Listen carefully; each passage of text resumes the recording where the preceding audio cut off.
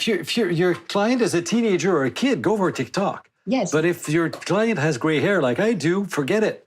They won't be on TikTok and Tinder and all that stuff. Bonjour. Hello, everyone. I'm Nata, host of the Nata PR School podcast.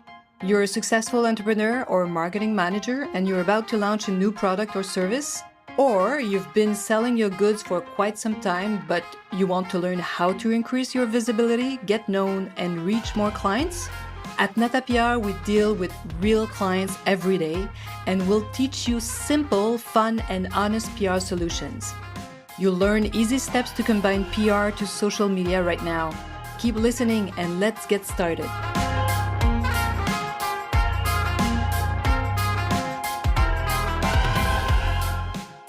Bonjour, hello, and welcome to the 155th, yes, 155, yes, I know, it's incredible, episode of the Nata PR School podcast.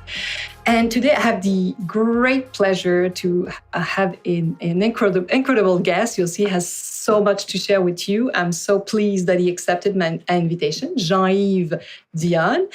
And as you know, I always like do long presentation before I let them speak, and you'll see why, because he has so much to tell us. Let me introduce Jean-Yves to you. So Jean-Yves is a pharmacist, a speaker, trainer, scientific advisor, and he's an expert in what we call natural health products, NHP, natural health product. And to me, especially, is really a personality that I've discovered through, I don't know how many years. He was a host on TV. He was also a guest on, and he was hosting Health Chronicles on radio for several years. So I've known him through TV, radio. And Jean-Yves defines himself as a communicator, a pharmacist, of course, and an expert in natural health product. He's also a speaker. So if you are a group of pharmacists and you want to know everything about natural health products, is your man. You have to invite him because he knows everything about that industry inside out. He's a trainer, a speaker, a researcher, documentalist, writer. He has a few books under his belt already, and he's working on some books right now. What else? My God, he's done so much. And if you are like me, you're looking for different ways to improve your health, your energy, you have a hard way, it's difficult for you to have an appointment with your doctor, or maybe like me, your doctor is not maybe decided to disappear and do something else, and you don't have anyone else taking care of you. So you can take an appointment with Jean-Yves, and he's going to really guide you through, whatever health challenges you may have. And we'll talk about it a bit later. So his knowledge of health science, pharmacy, and natural product makes him so unique, and you'll see very quickly, indispensable. You won't be able to live without Jean-Yves anymore. Oh my God. With a presentation like that, what can I say? Thank you for accepting my invitation, Jean-Yves. My pleasure, Nathalie. And I wanted to say too that we met through some of your books, actually, because for many years, I know you were a consultant for different companies in the health industry, natural health products industry. And this is how we met, actually. We were hired as a PR agency to promote a book that you wrote that is no longer available. It was also in English, huh? Well, actually, I had the French version called SOS Os, des os solides à tout âge, so SOS Bone, strong bones at any age. And that was early 2000, something like. Really? That long ago? Long time ago. Whew. I'm so bad with time. And I know there's this crazy book. It doesn't exist in English. It's called Bon Stress, Bad Stress. Yes, Bon Stress, Bad Stress. Yeah. But if you understand French, you want to buy this book. It's very unique.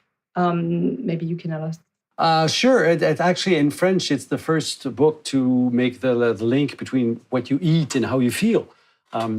Because there is a strong documented link between the type of food you eat and the way your mind works. So, for instance, if you eat too much carb, too much sugar, 4 hours later, you have a spike of adrenaline, and that will give you all symptoms of stress, such as hypervigilance, bellyache, palpitation, all the symptoms of stress. And if you don't know where it comes from, because it comes from your food 4 hours before, you will interpret that as a panic attack. Wow. And that is well documented. And I show you how not to get there. That's basically the goal of the book. So interesting. So, as you know, I like to present my guests. It takes for a long time before I let them speak. But let me ask you this first question that I ask all my guests.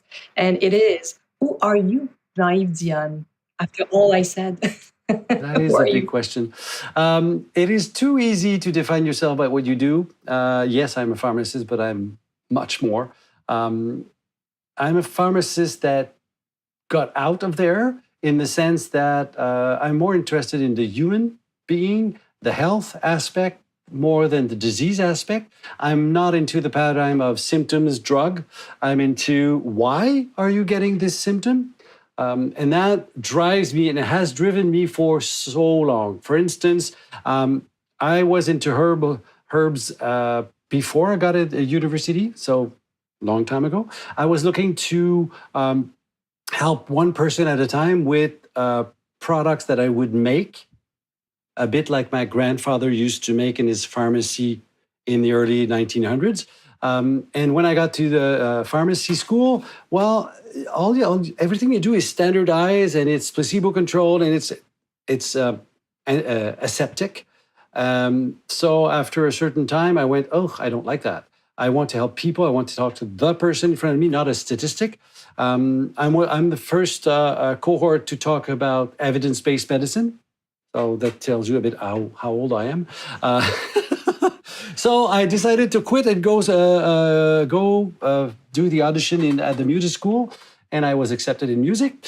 And I met a wonderful person, Madame Tousignan, that gave me a deal.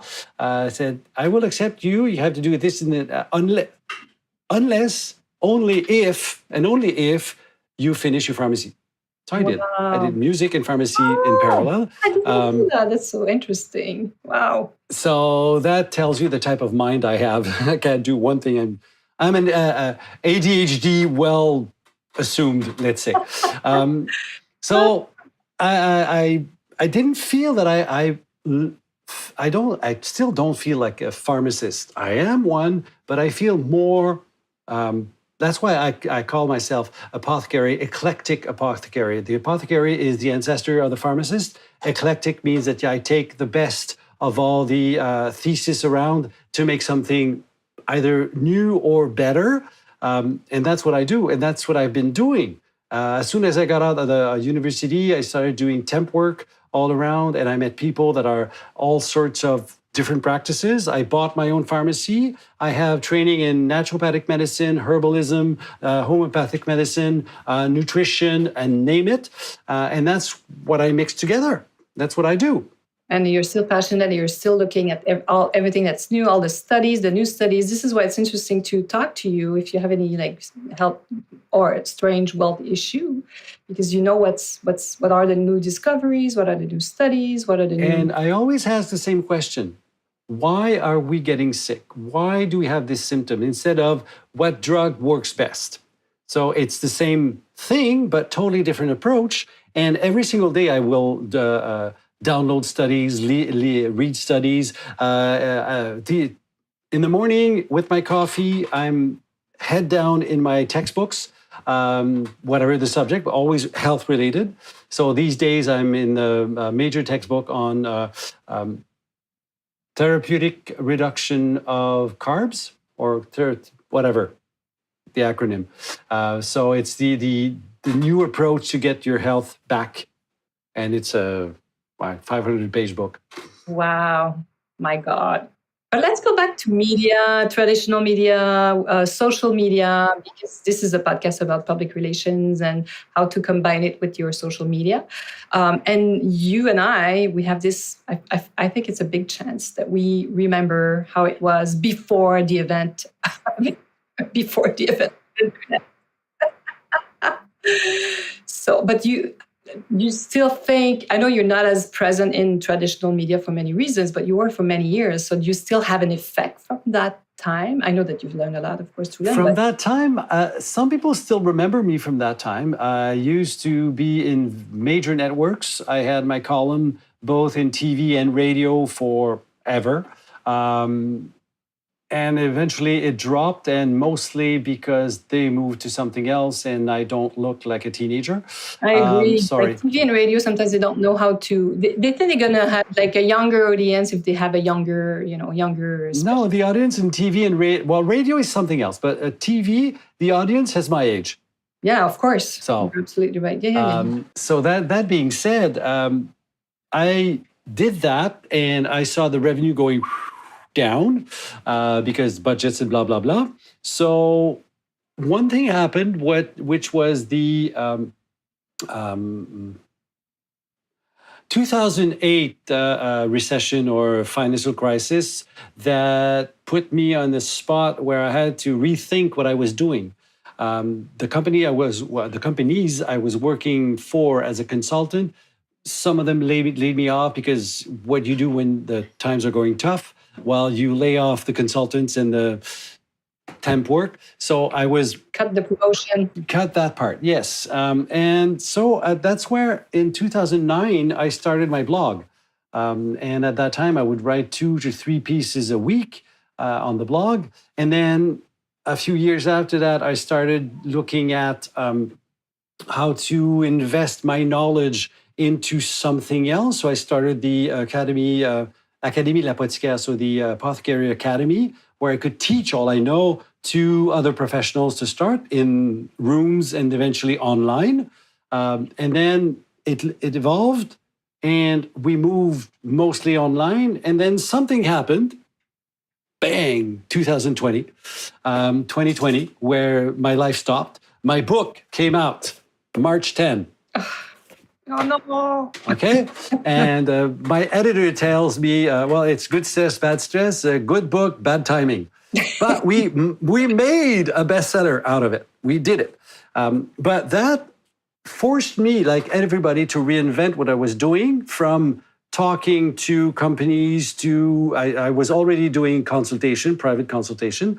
We'll talk about that later. But my life stopped. Boom. So we reinvented the Apothecary Academy into what I called health concentrates. So trainings and lectures for everybody on various topics. The first one, imagine immunity, of course. And that's still online. They're in French, and that's the new wave where I've found that, okay, now I can talk to anybody. My message is accessible to anybody, and that's where I am. And that's where the social media came in. That's where I started to, since the straight media are not interested with me because they want everything free. Well, if I'm going to work free, I'll work for myself. Of course. And that's where the media came in. I know many other experts in other fields that did the same thing you did. And for a few years, they were like, everybody was very disappointed by that, like, cuts, or you could have a big show on any TV and all of a sudden, they don't renew the contract because, they don't think you're the flavor of the year. Or they tell you, you're a nice to have, but you're not a must have. Somebody told me that. Yeah, but thanks to the web, because of social media, because of course of the web, now all of this is possible. So you haven't. I thought that maybe you did like but you were really at the beginning, because we just recorded this podcast in French, so I have some information already. And I thought that maybe you were really active in traditional media, and then poof, you decided to go online. But this is not what happened in your case.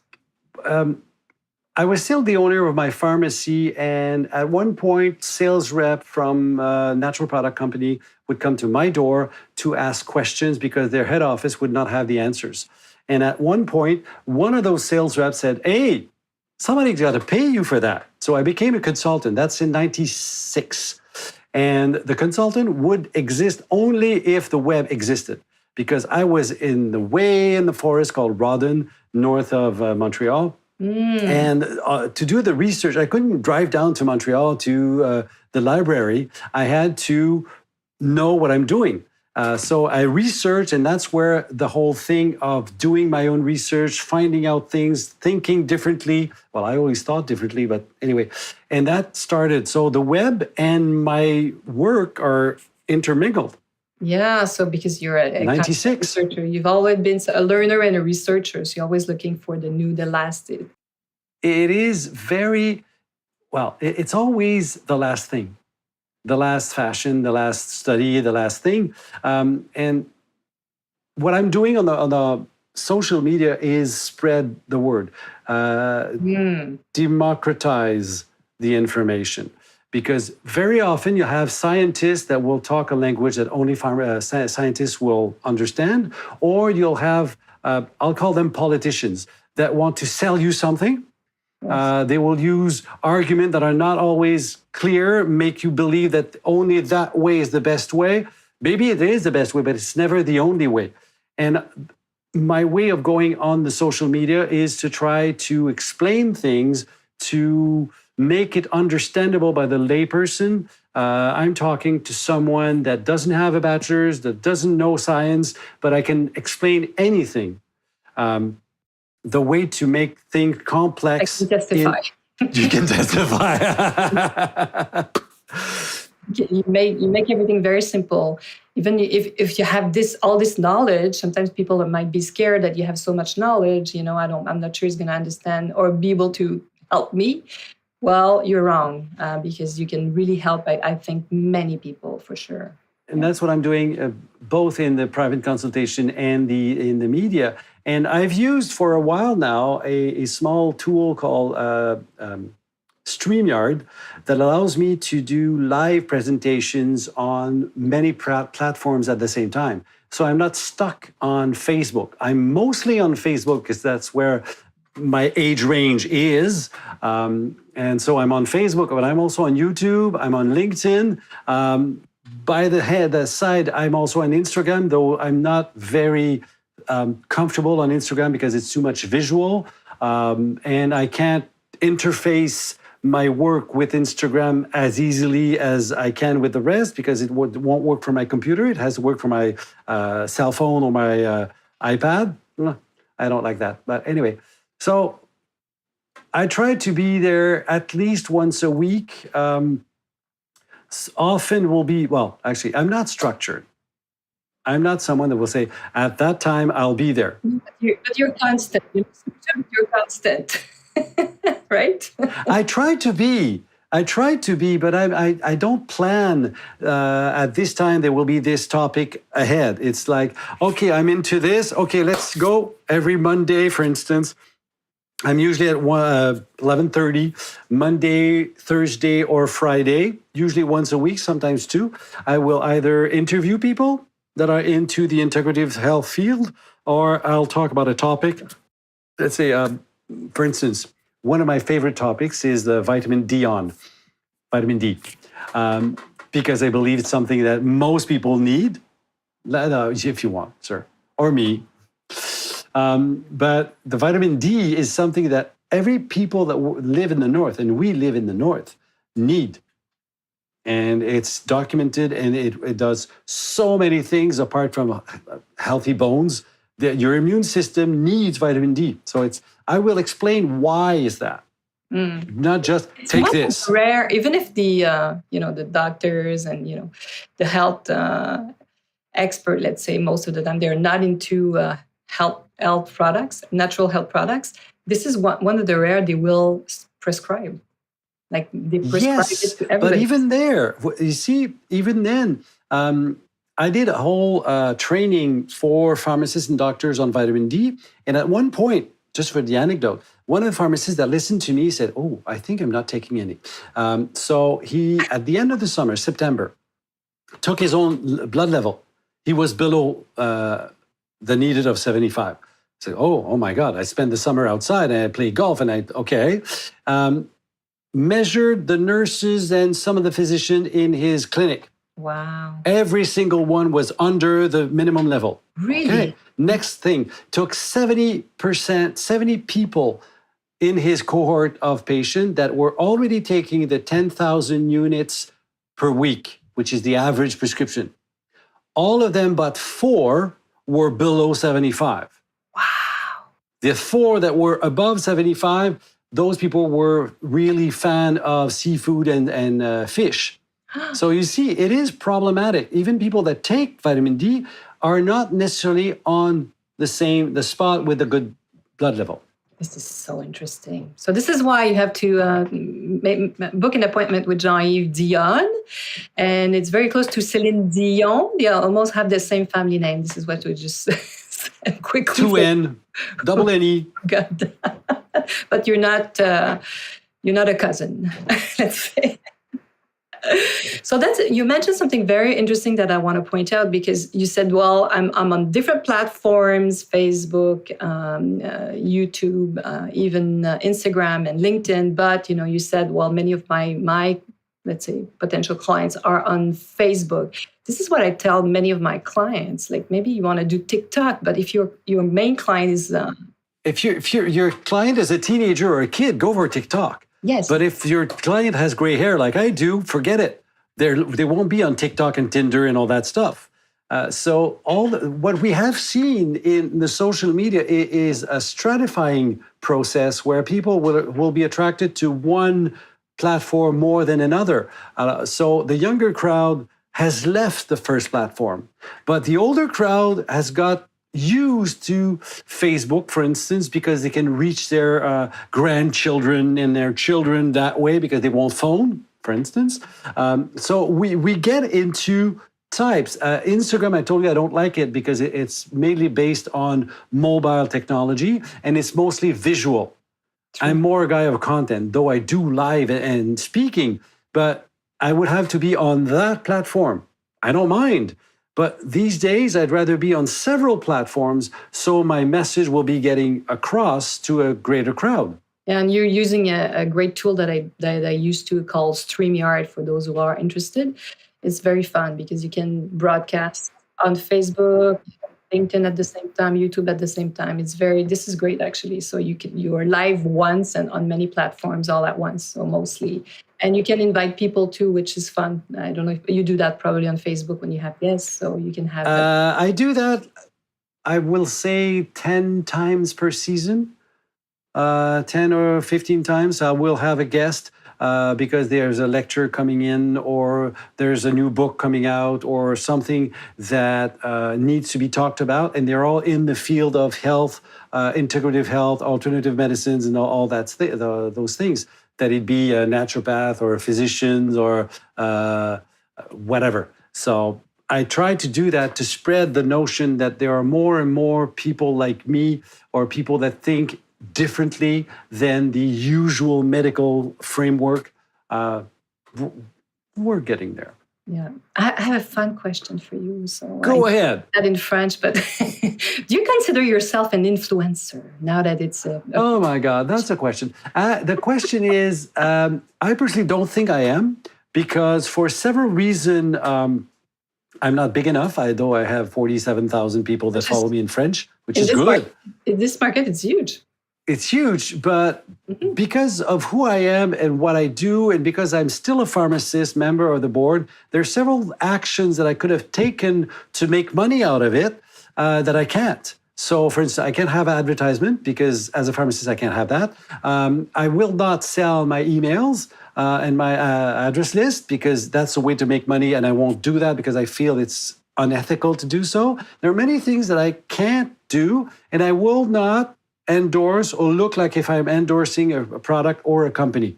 And influencers do that as a prime activity. They will endorse places, products, and so. So, yes, I do have an influence on people because I have a message to carry across, but that's about it. So if that makes me an influencer, go, cool. But well, you are what I call a real influencer. Not, the typical, sometimes it's a new mother that starts talking about her experience and mostly what we call influencer, like I don't know, 5 years ago, that was not a profession. It became, now we call those Instagrammers, influencers. There's no bloggers anymore, you see, it's kind of disappearing. Because people don't read. I know. But though my blog, I don't feed it. I don't write anymore, about maybe once every blue moon, but I still have comments every single week on my blog. It still turns. Well, people do search certain topic and they find you and they read you. I think people read. Well, some people like to consume. I guess new generations, they like to consume fast information, of course, but they nibble. Still use. A bit here, a bit there, but they don't read the whole text. And I can't not ask you that question because in public relations, trends is a big thing. We try to follow the trends, especially when we promote something or we have a new client. So since you're a natural health product specialist, what are the trends in that field? Well, there are several trends. Well, for instance, the whole trend of anti-aging is huge. And it's now we start to have products that do work. Collagen, for instance, is a major trend. You see that popping all over all sorts of product, powder, creams, gels, tablets, and that is upgoing. The top seller of all time is still multivitamins. That's always there. There's several grades of quality, dosage, and such. But if you look at sports nutrition, it was big, it's still big. It's not going up per se, but it's still very big. Be careful at the additives in there, the colors and flavors and blah. But there are some good products there. Inflammation is also something big. So basically the omega-3s are there in that category because people are hurt. So they want to hurt less. So anti-inflammatories, vegetable one, herbal one instead of pharmaceutical ones. And the other thing that we see more and more is evidence-based products that are on par with OTC, over-the-counter medication. Interesting. More and more science is there, and people are looking for that product that had the backing of science, not just, well, it's traditionally used for. They want to go a step above that. So in a nutshell, that's what you have. Yeah, interesting too. You in the French podcast, we're talking about larger trends related to food, but it's also related to what you just mentioned. Well, yeah, in the food, you have two major trends these days. One is the vegan trend with all this the quality and faults, and the other trend is the low carb side, which don't really agree one with the other. But there are the two major trends in the food, and you see that vegan is the new orange, sorry, new black, and everything going vegetable and blah blah, and no animal derivatives. Okay, and that is there. It's very important. I believe there's a lot of message that is not totally accurate in that field. But hey, there was paleo, but paleo just got down a bit. Still there, but not as much. So thank you for sharing the trends. I love that. It's always so interesting. And I wanted to hear a little bit more about this service because if you're looking for a different solution, this is how I ended up, booking an appointment with you because I was looking for ways to, feel better, be healthier. Alleviate certain things. Tell us about this service. Well, the way I do consultations, all online, for instance, so people, and I do them in English, though my platform is in French. I have some English clients, so you can do Google Translate for the paperwork. What I do, the consultation lasts 90 minutes, or an hour and a half. You send me a health questionnaire, a food journal, and if you can, and hopefully you can, blood tests and other test results that I can look into beforehand. And starting the consultation, I have read all that. I've done graphs and stuff so that we know where we're going. And I will be there with you for the whole time, listening and creating a personal strategy for you to go towards your goal. That it be weight loss, that it be improvement of menopause, that it be reducing medication or not taking the medication your doctor wants you to take, or withdrawal of sleeping pills, for instance. There are ways to do that. If, for instance, one example, you are on heart medication, on blood pressure medication, you want to stop them. oh, you don't do that. If you do that, it's your ticket for the ER. What you can do is change several things in your life to improve your health, and then your medication will become too strong. I'll give you a target for that. And as soon as you reach that target, you can reduce the medication by half. That's called deprescribing. And that's what I do also. So that'd be to improve something, to reduce something, your own goals for you. This is what I like, because you're giving us different possibilities. This is when I had this consultation with you, and some doctors have their own beliefs, and they sometimes don't want to go to some supplement because probably they don't know about it, or they're just going to tell you no, it's not for you. So if you have doubts about different things, I think you're an amazing guide. So you can give us different options, and then you can really explore, which I really appreciate, because then you can try things and see how it goes, right? Well, yeah, well, thank you. To start, thank you. But that's what I try to do. An appointment with Jean-Yves right now. I try to be the person that will help you make sense of things. So I try to stay away from schools of thought that will tell you, this is the way to go. No, depending. If you eat such a way that you believe it's better for you, and then you feel that you don't feel good, I will help you realize that certain things that you do eat may not be good for you, or that there's a wonderful food, but that the amount you're taking is too high. For instance, I had a lady, and I also do retreats at the Spa Eastman there. And the lady was, after a consultation, I thought I was eating wonderfully with my mountain of fruit for breakfast. Okay, fruits are good, but you need protein somewhere, you need fat somewhere, you need something else than just fruits. Even though some practitioners will tell you, eat your fruits in the morning. Sure, how many, how much? That's the point. So good. So yes, go get your appointment, which I'm telling you, you won't regret it. So before we conclude, I want to talk about your books, but I know you have this amazing project. You're going to move out of the city because you wrote a book about stress. So of course you have to be the example. Well, you know what? People like me write things because they need to learn it. But Bon Stress, Bad Stress is the first book that makes the link out between what you eat and how you feel, but it's more than that. But it's not a psychology book. I'm not a psychologist. I'm as much a psychologist as Lucy and Charlie Brown. But it's a tool book to help you. And I'm in the works. I have several more books that are always based on the same thing. Understanding how, for instance, your metabolism works, what you can do. My Health Concentrate are all lectures and trainings for everybody based on helping you understand how you work so that you can get better. So the next book is mostly something on weight loss, not as a new fad regime or diet, more like, okay, how does it work? Why is it that I eat like everybody else, I'm gaining 10 pounds a year? There are ways to work that and to help you find your health and your balance. Yeah, because if you have, like me, a French boyfriend that eats cheese, drink wine every meal, and you eat like him, he's not gaining weight, and I am. So there are some reasons. That's one thing, but I wonder if his metabolism is as good as it looks. He may look good, but hey. Yeah, maybe at one point something's going to happen in his health story. So, and I know you're moving out of the city soon. So what should I wish you before we conclude? Well, I'm moving out because I want to have more time and less pressure.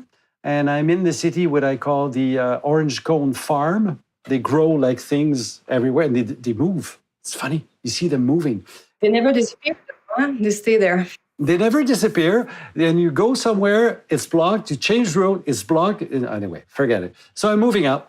And I had the chance, I'm very lucky to have bought a place by a lake before the pandemic. So yeah, I'm moving out there. So I'll have more time, more energy to focus on the long-term projects. Oh, amazing. Such as books. Yeah, yes. I wish you a long life because I want to read all those books, of course. Oh, that's so in the plan. Well, thank you so much for accepting my invitation. It was so much fun, and I've learned a lot about you. I knew many things about you, but of course, this is the chance to ask other questions and find out those about questions. Yes. Well, thank you, Nathalie. It's a wonderful opportunity you gave me to my pleasure. be there. I hope my friends, listeners, and viewers, I hope you'll be joining me next week. À la semaine prochaine. Hey, you want to learn more about how to implement PR strategies?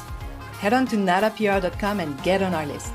You will also receive the Nata PR model on how to create a successful PR campaign. If you want to become a client, just send us an email to nata@natapr.com.